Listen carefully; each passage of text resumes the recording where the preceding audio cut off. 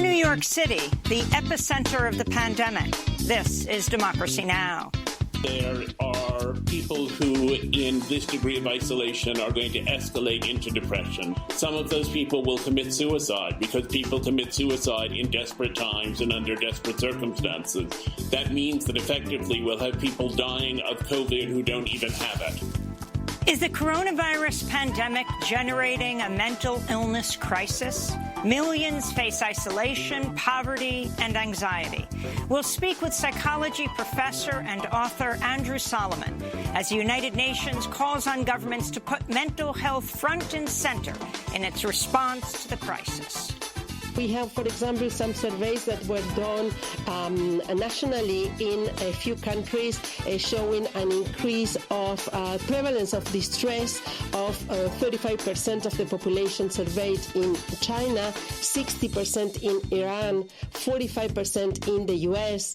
Then we look at the effect of the pandemic on families when loved ones are forced to battle COVID alone.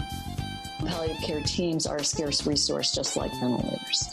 And there is a tremendous growth in recognition of the urgency of treating human suffering and communicating effectively with patients and families. We'll speak with renowned palliative care specialist, Dr. Diane Meyer. All that and more coming up. Welcome to Democracy Now!, democracynow.org, The Quarantine Report. I'm Amy Goodman.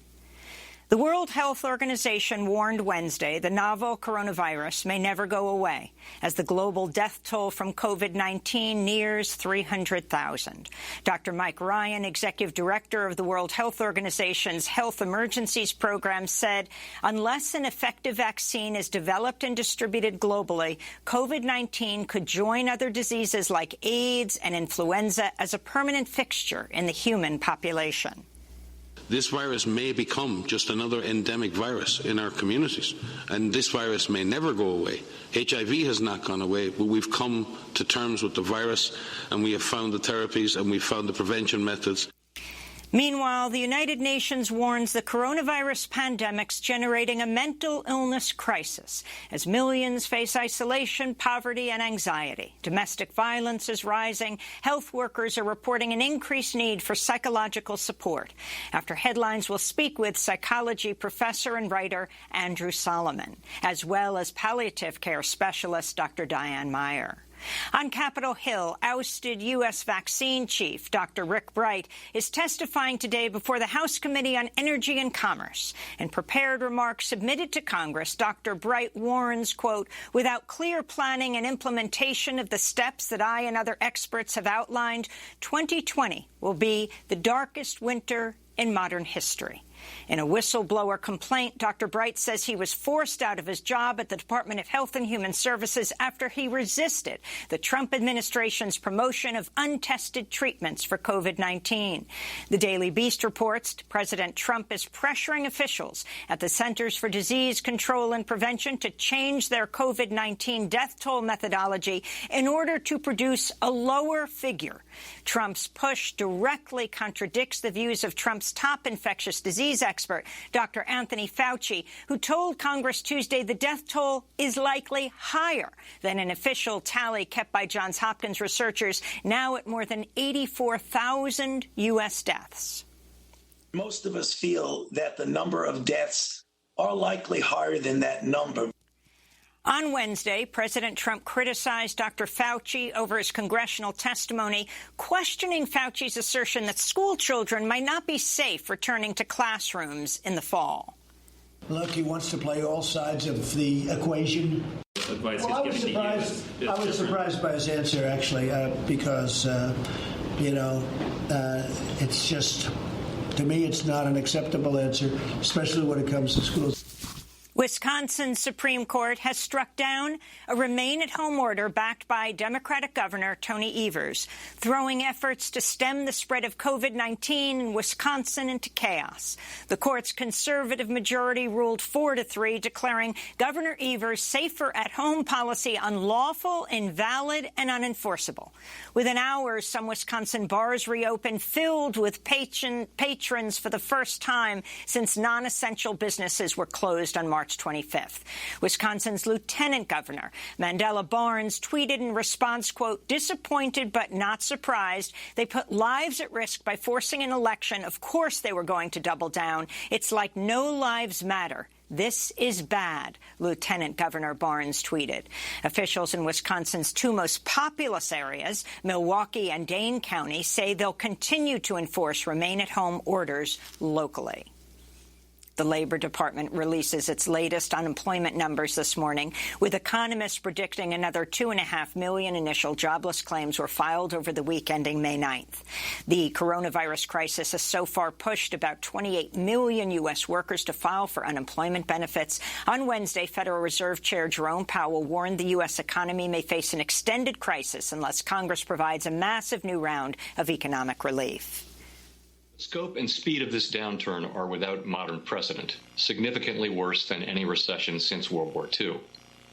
We are seeing a severe decline in economic activity and employment, and already the job gains of the last decade have been erased. At the White House, President Donald Trump said Wednesday a $3 trillion coronavirus relief package introduced by House Speaker Nancy Pelosi is dead on arrival. Trump cited an election provision that would require states to provide at least 15 consecutive days of early voting. The problem with the mail-in ballots, it's subject to tremendous corruption, cheating. And so I'm against it. And if you look at the bill that Nancy Pelosi is putting in, has a lot to do with elections, and that we're not going to lose elections because of that. President Trump himself votes by mail. On Capitol Hill, Florida Republican Senator Rick Scott said Wednesday he opposes a key provision of Democrats' proposed coronavirus relief bill, $1 trillion in aid to state, local, and tribal governments hard hit by the pandemic. We are bailing out liberal politicians who cannot live within their means, and now we are asking Floridians to pay for the incompetency of governors like Andrew Cuomo. Some progressive advocacy groups are calling on lawmakers to vote down the House coronavirus relief bill, saying it doesn't go far enough. In response, Congressional Progressive Caucus co-chairs Pramila Jayapal and Mark Pocan have called on Speaker Pelosi to delay Friday's planned vote till next week. Progressives are demanding amendments, including paycheck guarantees for workers and an expansion of health insurance to the unemployed. In New Mexico, new data show half of those who've died of COVID-19 are Native American, even though they only make up 11% of the state's population. This comes as nearly 60% of people testing positive for the coronavirus in New Mexico are also indigenous. In New Orleans, sanitation workers are entering their second week of strike, demanding better working conditions, daily personal protective equipment such as gloves and face masks, raising wages from $10 to $15 per hour, and providing a weekly hazard pay of $150. In China, health officials are planning to test all 11 million residents of the city of Wuhan for the novel coronavirus by the end of the next week, after 6 new coronavirus cases were confirmed over the last 2 days. China had reported no new cases in over a month in Wuhan, where the novel coronavirus appears to have emerged late last year. In New Zealand, authorities have reopened shopping malls, restaurants, movie theaters, gyms, and hair salons after reporting no new cases of coronavirus for the last 2 days. New Zealand's early and aggressive action appears to have not just contained the virus, but eliminated it from the island nation of 5 million people, where just 21 people have died of COVID-19. In Mexico, dozens of frontline nurses in Mexico City and the city of Texcoco held protests Wednesday, demanding the government provide them with proper personal protective equipment. This is one of the nurses. We haven't been given personal protective equipment, masks or N95 masks, less still goggles. We are purchasing all of our equipment. It's quite expensive, and they don't last for more than a week, and we can't have those expenses. And we can't continue to risk ourselves with using the bad quality equipment we are being given here. Mexico now has over 40,000 known cases, an official death toll of over 4,200. Despite a surge in cases, officials are preparing to slowly reopen Mexico's economy beginning May 18th. President Trump's disgraced former campaign chair, Paul Manafort, was released from prison Wednesday and will serve the remainder of his sentence under home confinement. Manafort's lawyers successfully argued his health and age made him especially vulnerable to contracting COVID-19 in prison. Meanwhile, Democratic Congress members Deb Haaland of New Mexico and Raul Grijalva of Arizona are urging the Trump administration to release Native American rights activist Leonard Peltier from federal prison and grant him clemency. Peltier is a former member of the American Indian Movement who was convicted of killing 2 FBI agents during a shootout on South Dakota's Pine Ridge Indian Reservation in 1975. He's long maintained his innocence. Leonard Peltier suffers from heart problems and diabetes. His supporters point to a Federal Bureau of Prisons program allowing the early release of elderly prisoners and people with underlying health conditions during the pandemic. So far, only 2,500 federal prisoners have been released to home confinement, even though COVID-19 has already caused the death of at least 340 people in jails and prisons around the United States. Federal agents with a search warrant on Wednesday seized the cell phone of U.S. Senator Richard Burr, chair of the Senate Intelligence Committee. The North Carolina Republican is under scrutiny for selling as much as $1.7 million worth of stock after receiving privileged briefings about the threat of the coronavirus before the pandemic led markets to crash. It's an apparent violation of the Stock Act, the Stop Trading on Congressional Knowledge Act. Yahoo News reports the Justice Department has accidentally disclosed the name of a Saudi diplomat suspected of helping 2 al-Qaeda 9/11 hijackers. The identity of Musaid Ahmed al-Jarrah was revealed in a declaration by a senior FBI official in response to a lawsuit filed by survivors and families of 9/11 victims who accused Saudi Arabia's government of involvement in the attacks. The revelation comes a 2-year intense battle by the Justice Department to keep the name under wraps. In California, Republican Mike Garcia has won a special election for a congressional district north of Los Angeles. Garcia defeated Christy Smith, a Democrat who opposes Medicare for All and California's attempts to adopt a single-payer health care system. The district had been held by a progressive Democrat and supporter of Medicare for All, first-term Congressmember Katie Hill. She resigned from Congress last October after RedState.org and the Daily Mail published naked images of her without her consent and exposed her affair with a campaign aide. And Costa Rica is set to issue its first same-sex marriage registrations in late May, 18 months after the Costa Rican Constitutional Court gave lawmakers a year and a half to implement the reform. Reuters reports conservative lawmakers Wednesday introduced a motion to delay the court's ruling another 18 months, but it's unclear whether it'll gain enough support. Costa Rica is set to become the first Central American country to legalize marriage equality. And a correction to a figure cited in an earlier headline, the number of initial unemployment claims filed since the pandemic began in early March is expected to top 35 million. And those are some of the headlines. This is Democracy Now!, democracynow.org, the Quarantine Report. When we come back, the United Nations warns the coronavirus pandemic is generating a mental illness crisis. We'll speak with psychology professor and author Andrew Solomon and with renowned palliative care specialist Diane Meyer about, well, what happens when patients die in the hospital and their family members cannot be there to say goodbye. Stay with us.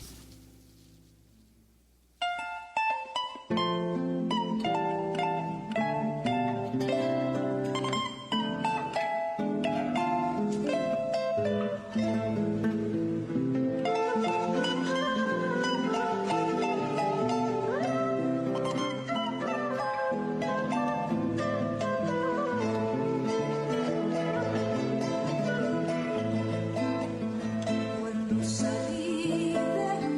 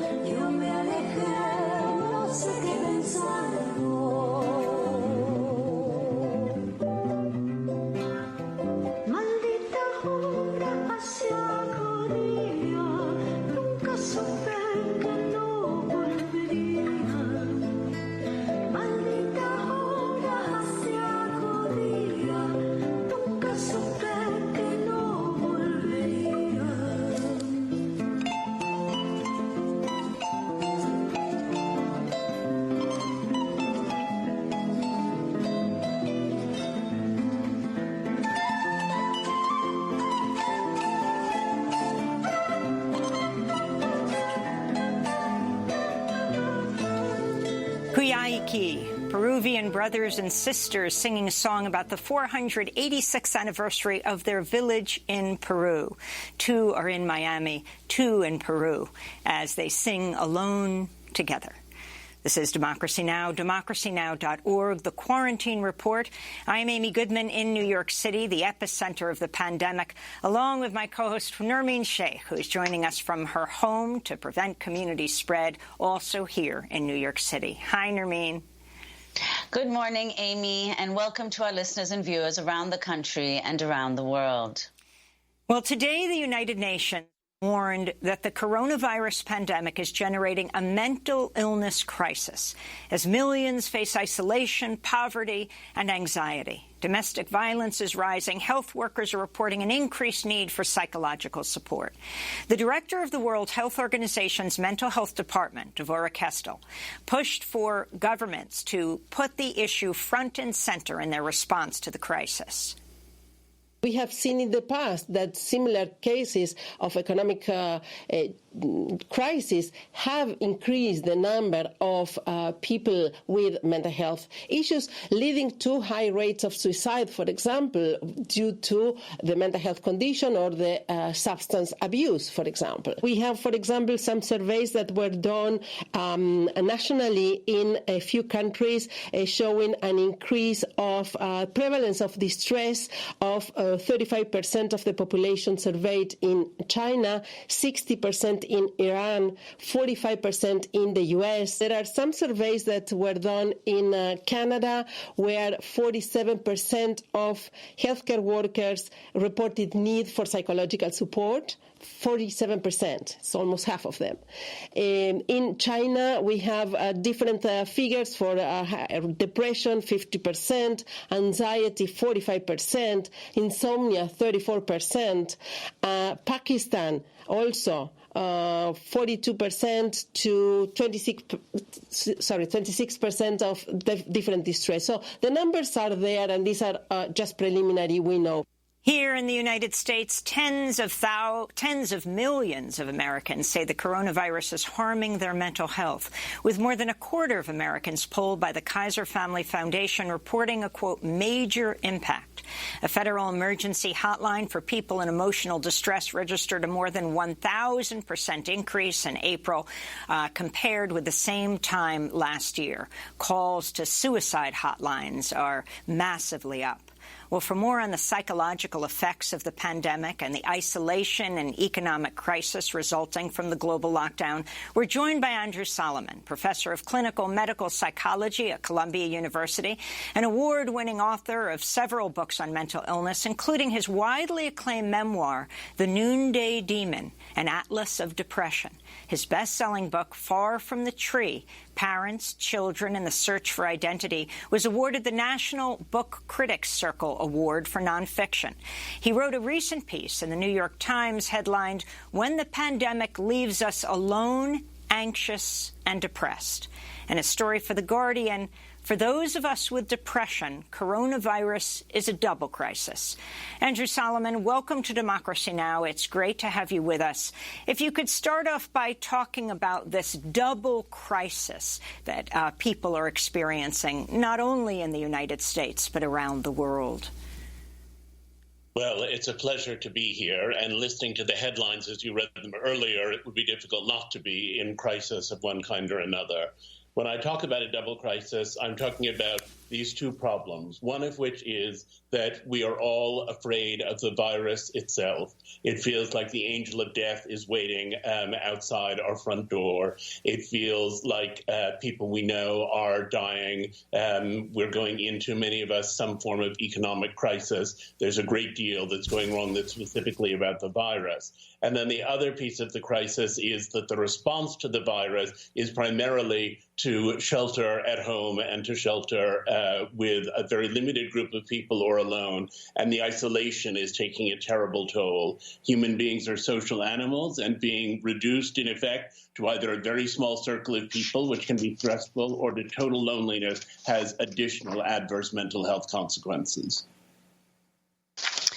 Andrew Solomon, could you also talk about, you've mentioned the fact that as this mental health crisis unfolds in the U.S., there are certain people who are less likely to access care, poor communities across the U.S. Could you explain why that is? And this is happening as many local community mental health centers are facing many financial pressures, as a result of which they're cutting programs to help people in their communities. Absolutely. In general, people who are less economically privileged are less likely to have their mental health problems diagnosed or treated. Less likely to have them diagnosed because the basis for diagnosing depression is often that you feel really terrible despite having quite a pleasant life. And if you have a very actively unpleasant life and you feel terrible all the time, you're unlikely to recognize that the way you feel may be the result of or a symptom of mental illness, and instead you'll think it's merely commensurate with your circumstances. But even for poorer people who are able to get a diagnosis, the lack of access to mental health care remains shocking in the United States. There was a Mental Health Parity Act that went through some years ago. It's full of loopholes. It's a sort of Swiss cheese of an act, and people who don't have decent health insurance and who don't have access to so-called higher quality doctors in teaching hospitals and so on are likely in most instances to go untreated. They can call hotlines some of the time. They can sort of patch together little bits of response, but they aren't going to get the kind of steady, focused treatment that might allow them to come away from their mental illness and to emerge better able to contend with the very real challenges they face in the world. And Andrew, could you talk about, in this context, the effects of the economic crisis on mental health? During the 2008 financial crisis, a study found that for every percentage point increase in the unemployment rate, there was about a 1.6% increase in the suicide rate. And now we're looking at tens of millions, almost 30 million people unemployed in the U.S., a place, incidentally, which has very high rates of suicide already. I mean, rates around the world have generally been coming down, but in the U.S., they've steadily been increasing since 1999. Yes, the rate of suicide is shocking, and it remains shockingly high in the United States. In terms of the financial crisis, you know, it's difficult to be dealing with the two primary components that affect everyone, which are fear of getting sick or of losing people you love, and the problem of negotiating isolation. But when you add to those two already existing difficulties, financial collapse and ruin, you're in a really desperate place. And there are obviously huge numbers of people who have no idea whether they're going to be able to feed themselves over a longer-term period of time. You know, the jobs that have been lost are not all going to return the minute that the economy reopens. And the economy reopening is going to be a very bumpy and problematic process. You talked about it a bit in the headlines today. So you have a huge number of people who are facing not only the kind of fantastical concerns of the virus itself, and not only lost, but who are also looking at being deprived and possibly having lives in which they'll never be able to afford anything again. And, of course, we don't have a safety net in the United States. And that's part of why the financial crisis generated so much trouble and such high rates of depression and even of suicide. And I should say in relation to suicide that there is a tendency to think that physical health is the urgent problem right now and that mental health is a sort of luxury. But actually, there are many people who, because they have poor mental health, will be driven either to lives of desperation that may continue to escalate or to acts of suicide. I've already heard about people who already had some degree of mental illness who have found the isolation so difficult and the fear so overwhelming that they have in fact ended up killing themselves. And so that increasing rate of suicide reflects a very stark reality. And for people who are looking also at financial ruin, the temptations of suicide are terribly proximate. Andrew, you write, when everyone else is experiencing depression and anxiety, real clinical mental illness can get erased. If you can explain what you mean, and following up on your point about suicide, so let's talk about what can be done right now. What are you advising? What are you counseling? Well, I would say that there are essentially four responses to the current situation. Some people are very emotionally robust and seem to be able to handle it relatively gracefully. Some people are having a bit more trouble and require what I think of as psychiatric first aid. They need to regulate their eating. They need to regulate their sleep. They need not to become complete news junkies 24 hours a day. They need, in a variety of other ways, to moderate their behavior.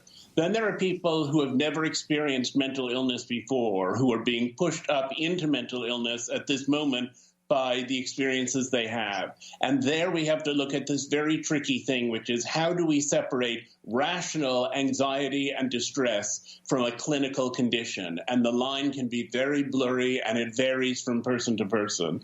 And finally, we have the people who already had mental illness who are now developing what I've called, and many clinicians call, a double depression, in which underlying depression and anxiety are suddenly now escalated to the complete crisis point, to the point where people are contemplating suicide, to the point where people are unable to function, to the point where people who've lost their jobs are unable to fill out the paperwork to get benefits that they may require. Those are people who have got really serious and problematical mental illness. In terms of advice, the best advice is that depression is, on the one hand, a terrible and overwhelming problem, and on the other hand, quite a treatable problem. So if you're able to access mental health care, you should do it, and you should understand that it isn't a failure, and it doesn't mean that you've collapsed unduly, and it doesn't mean you can't deal with stress as other people can deal with. If you're suffering and you're in anguish and you're in pain, there are treatments available, and you should take advantage of them. But that goes back to our earlier point, which is that there are people who are in a good position to take advantage of the mental illness challenges by going to a good teaching hospital, by finding a good doctor, and by taking medication and engaging in psychotherapy. And there are a lot of people for whom those things feel unavailable, and the prospect of trying to access them, even for people who theoretically should have some level of care, is completely overwhelming. So we need very much to try to support those populations.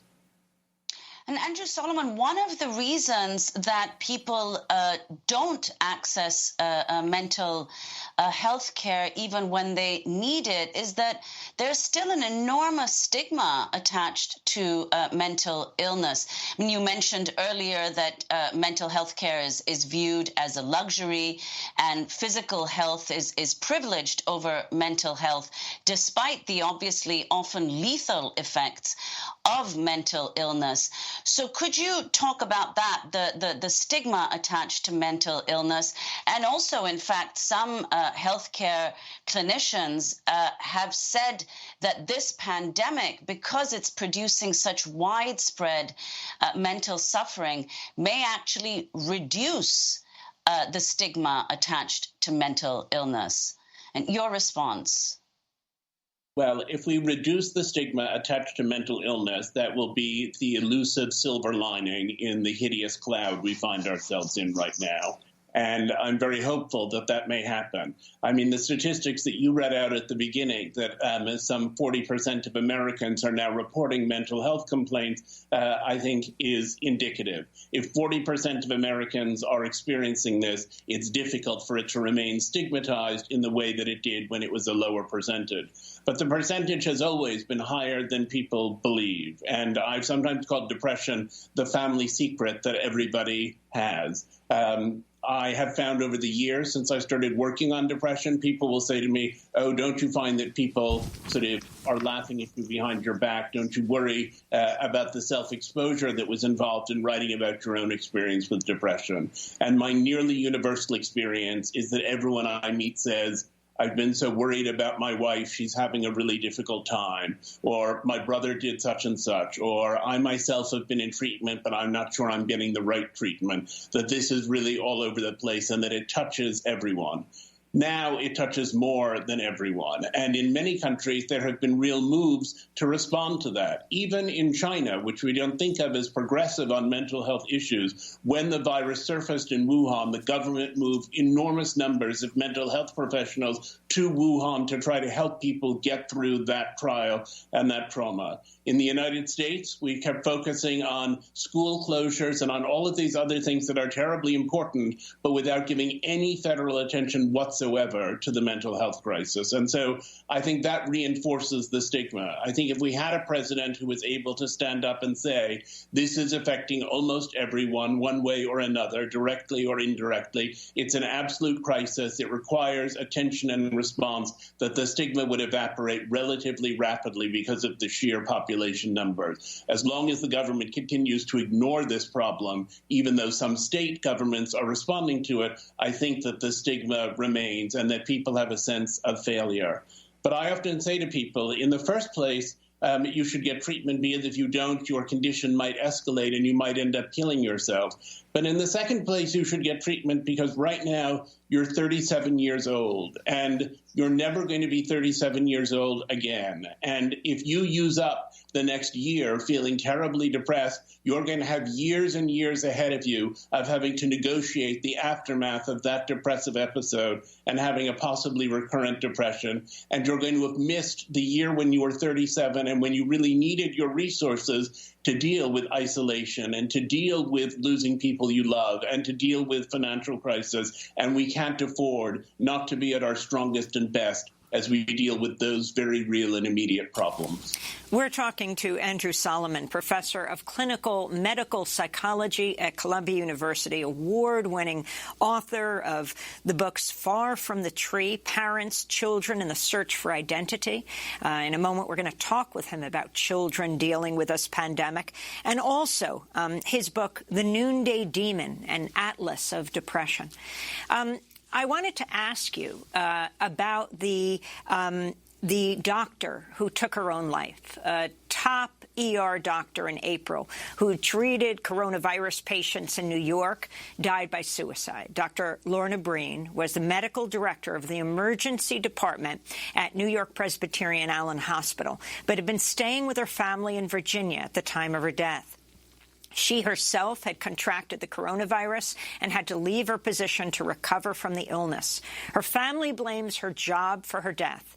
Her dad, in an interview, she had described harrowing scenes from the hospital, said, "Make sure she's praised as a hero because she was," said her father, Dr. Philip Breen. He added, "She's a casualty just as much as anyone else who has died."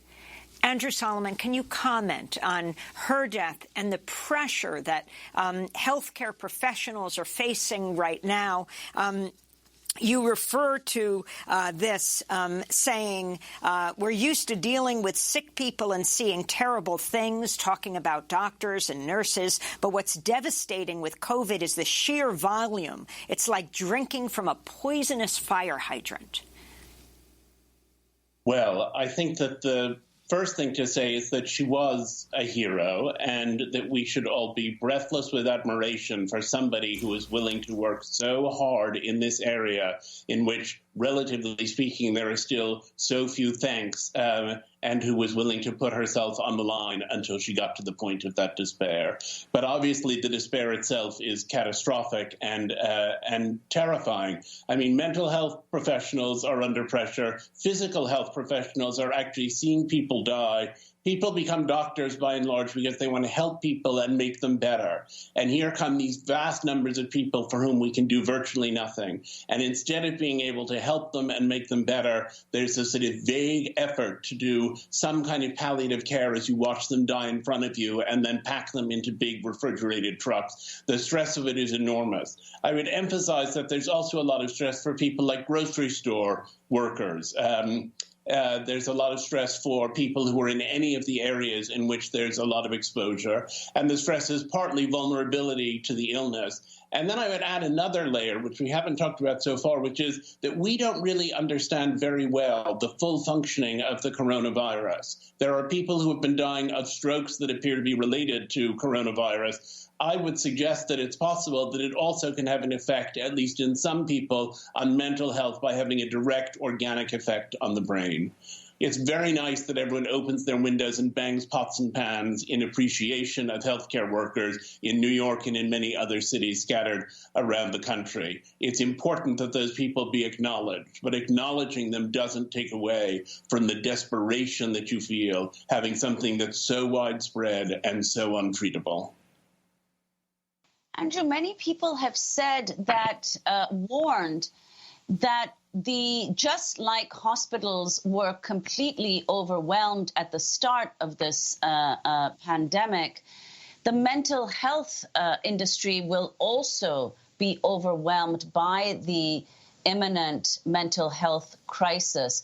So could you talk about the levels of care different communities in the U.S. can access, and what some of the difficulties are with accessing mental health care, even for those who want to seek it, who have insurance, who are in places where mental health care is readily accessible, but still they're not able to afford it or get to it?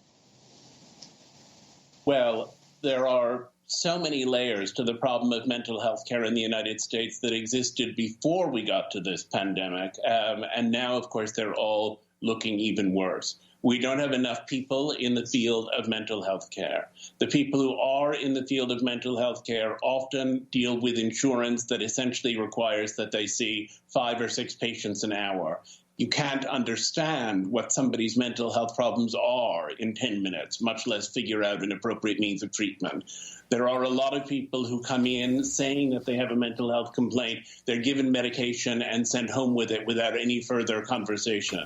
If the reason that your mental health has escalated to this point is because of anxiety about being locked in, and is because of loneliness, and is because of fear of the illness, and is for all of those other reasons, you need to be able to interact and exchange points of view about them and have someone who can sort out for you what constitutes a neurotic response and what constitutes serious mental illness and what constitutes a reasonable response to exactly what's going on. So it's partly that we don't have enough people in the field. It's partly that it's difficult to access the people in the field, even if you're in a position in which your insurance covers it. It's also that you have to be able to self-diagnose and be willing, despite the stigma that we talked about a moment ago, to go in and say, I have a serious mental health problem and I want to figure out how I can get better. And making that assertion is already very difficult. And of course, there are all of the people who, even if they could make that assertion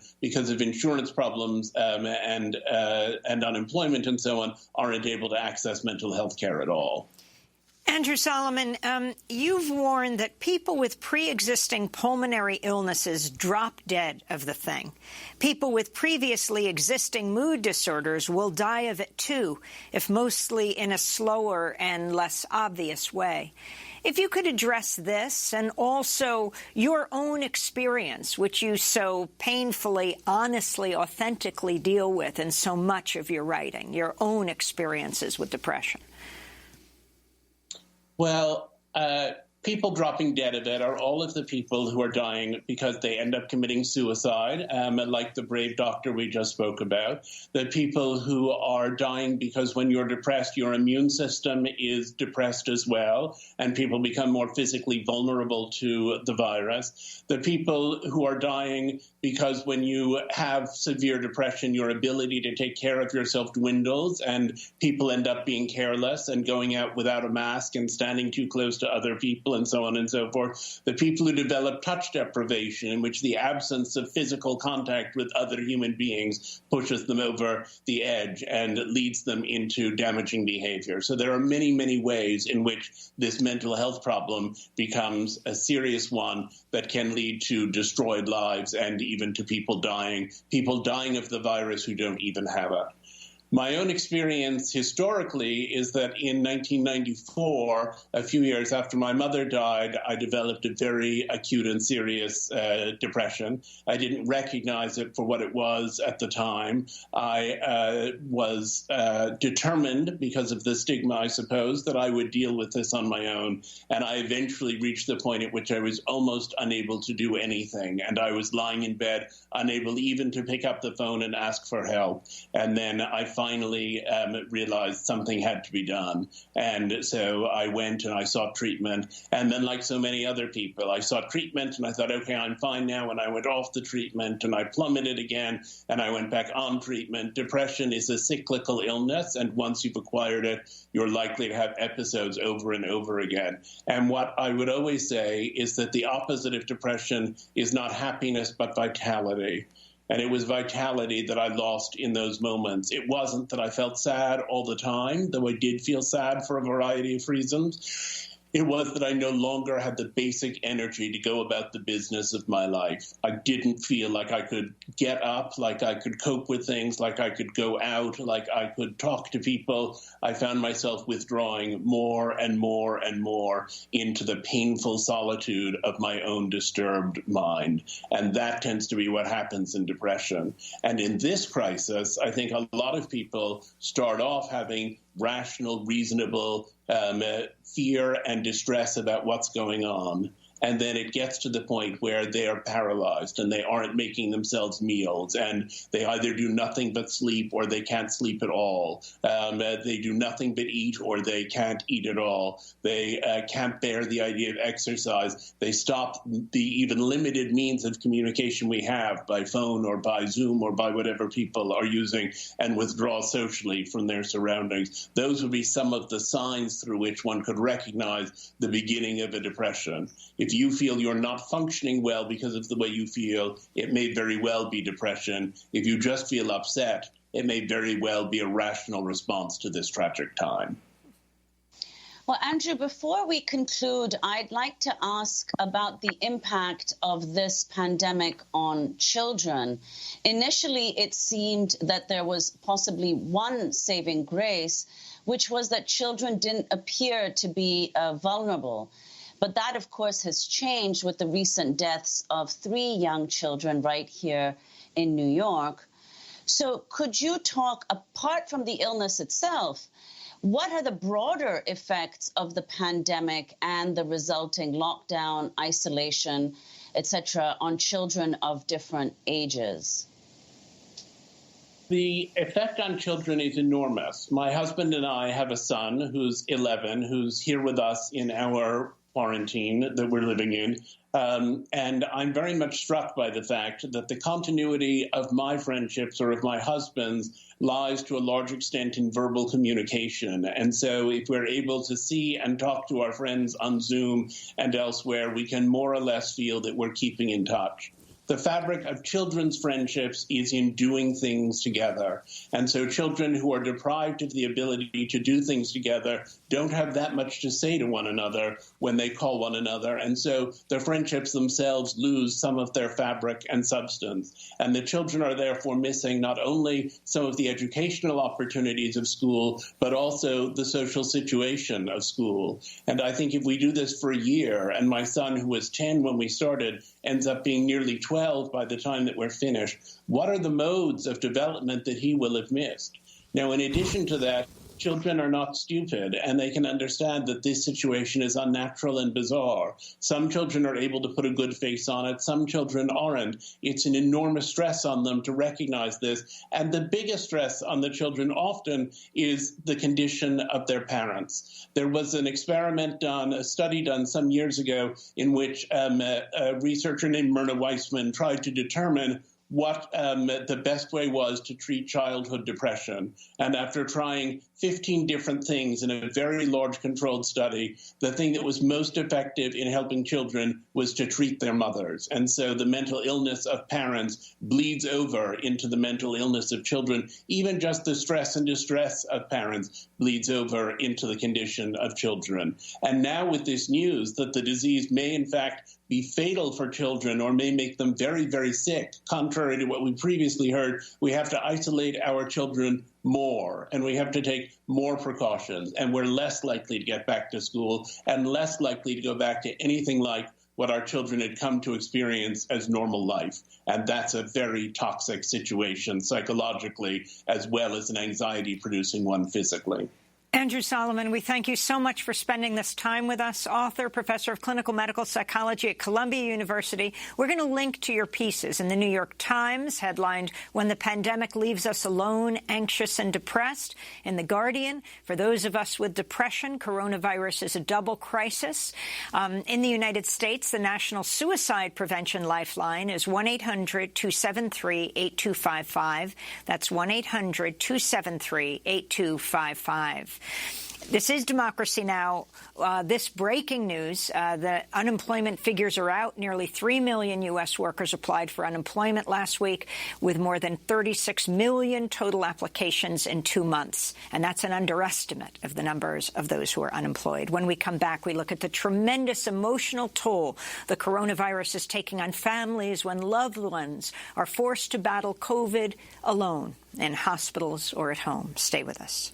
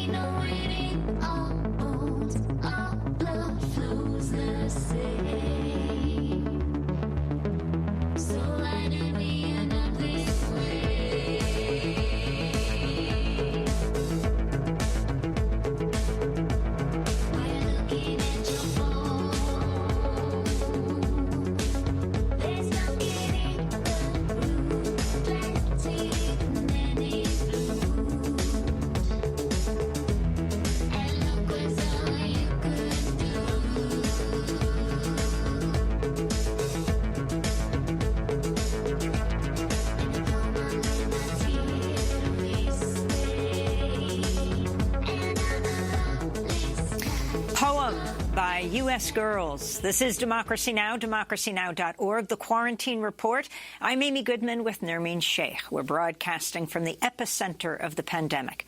As we turn now to look at the tremendous emotional toll the coronavirus is taking on families when loved ones are forced to battle COVID alone in hospitals or at home. The virus is so contagious that hospitals have been forced to ban family members from tending to their sick relatives in person, often making healthcare workers and the staff of the hospital the only human contact for dying patients who are relying on technology to say their goodbyes to their loved ones. These extraordinary circumstances have led to a surge in the need for palliative care specialists, doctors and nurses who focus on relieving pain and supporting patients and their families who are facing such severe, chronic, or fatal illness. For more on palliative care, we're going to Carmel, New York, where we're joined by Diane Meyer, director of the Center to Advance Palliative Care, a professor of geriatrics and palliative medicine at Icahn School of Medicine at Mount Sinai. She helped start a 24-hour palliative care hotline for COVID-19 patients in New York City that served nearly 900 people in a 4-week period. Professor Meyer, it's great to have you back on Democracy Now! Why don't we start off with that big word, with this term palliative care, what it means, and what people all over have come to understand is that you have a patient who is in the hospital or at home, and they're dying alone. Thank you, Amy. It's great to see you again. Palliative care, what is it? I'm so glad you started with that question because that remains the $64 question in our field, and that is that most people, including health professionals, don't really know what it is. And it's very simple. Palliative care is a new medical and nursing specialty.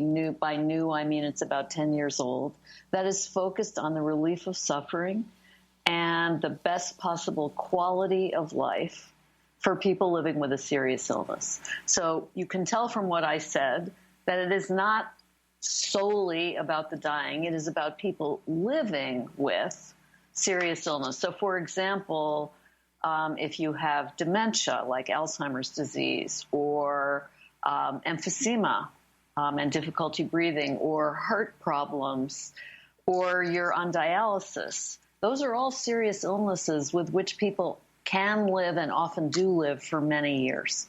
But those diseases pose a huge burden on ability to function, on symptom burden, and on our loved ones, our family caregivers who help us get through this. And the field of palliative care is about trying to reduce that burden and reduce that suffering, not only on patients themselves, but also on those who care for them. Dr. Meyer, could you talk about what the effect of this virus has been on palliative care and end-of-life care?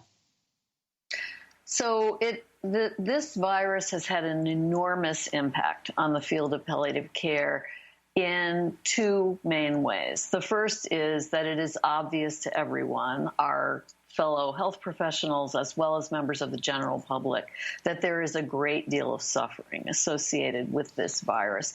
And not just, as Andrew Solomon said, anxiety, fear, depression, but also physical suffering like shortness of breath, profound fatigue, recurrent very high fevers and the symptoms that go along with that. And if you get to the hospital, if you're sick enough to need the hospital, are having enough breathing difficulty that it's a possibility that you will need to be on a breathing machine, once you set foot in the hospital or are wheeled into the hospital, your family is sent home. And they are sent home because we're not allowing any visitors in the hospital. And part of that is to try to reduce risk to those visitors, since we have so many COVID-positive patients in the hospital. And part of it is to reduce risk to people working in the hospital of asymptomatic family members coming in who are carrying the virus but don't know it because they still feel okay. So under normal circumstances of serious illness, the one thing we can rely on, the one thing that is the silver lining of the experience is our relationship with our family and our other loved ones, is the human connection that grows and strengthens in a period of serious illness. In this pandemic, that's the one thing you're not allowed to have. And I am very concerned, as Andrew Solomon is, that the mental health consequences of people being isolated just when they most need each other, just when they most need their families and their families need them, is going to be enormous. If you can talk about what happens and what you feel needs to happen in the hospital when the patient is dying, their beloved family wants to be with them but can't, both that situation and what is the best way to deal with that, and also the effect on the healthcare professionals who are so overwhelmed, whether we're talking doctors, nurses, the staff of the hospitals already with so many patients. And they also understand they are the last people that this patient will see. So you hit on the three elements that I think are important to focus on. The first is, what is the impact on the patient? The second, what is the impact on family and other loved ones? And the third is, what is the impact on clinicians, healthcare workers who are a witness to this? I guess brutality is one word that comes to mind, because imagining people alone during a time like this feels brutal to think about. So on patients, when we're scared, when we're confused, when we have a high fever, we're having difficulty breathing, the only human beings we see are covered up entirely. They're wearing masks, they're wearing facial shields, they're wearing gowns and gloves. You can barely see their eyes. it is as if you are in contact with Martians, not human beings. And on top of that, in order to protect healthcare workers, every hospital is maximizing the attempt to keep healthcare workers out of the patient's rooms. So, for example, we're setting people up with IVs and pumps that can be put outside the room with very long tubing, so that nurses and other staff do not need to repeatedly enter the patient's room. So not only are they completely covered in personal protective equipment, their time in the patient's room is 90% less than it normally would be. So human contact of any kind is markedly diminished because of this pandemic. And as you pointed out earlier, as Andrew pointed out earlier, we are fundamentally and biologically social animals. And when you remove all of the warmth and the interaction and the human contact that we evolved to be critically dependent on, the distress and suffering and confusion is inconceivable. Then let's move on to families.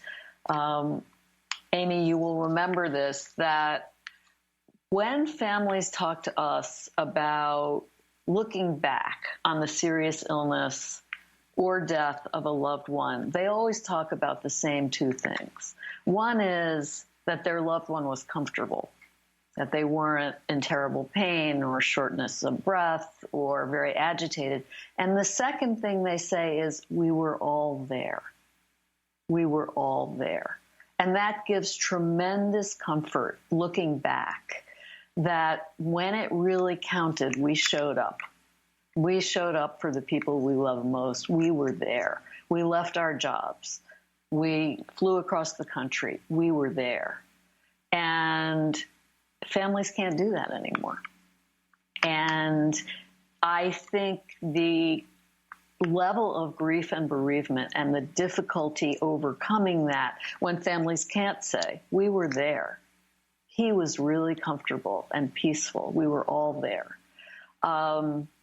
It's never happened before, at least not in recent history. And I think it will lead to an enormous level of complicated grief and bereavement, feelings of shame, feelings of guilt, feelings like I should have, even though there was nothing anyone could do. You can't visit the hospital when you're not allowed to visit the hospital.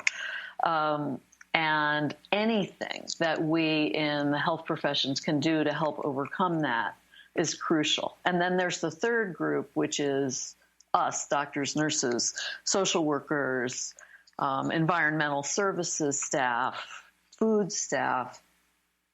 We are witness to this isolation and this kind of, I don't know if stigmatization is the right word, but when you isolate someone and you try to keep staff out of the room and you don't let families in because the patient has COVID and no one wants to come, we don't want anyone to come near them, there is a kind of stigmatization that goes with that, and that suggests that the patient has become a danger to others, not only to him or herself, but also to others. And that dehumanizes the patient.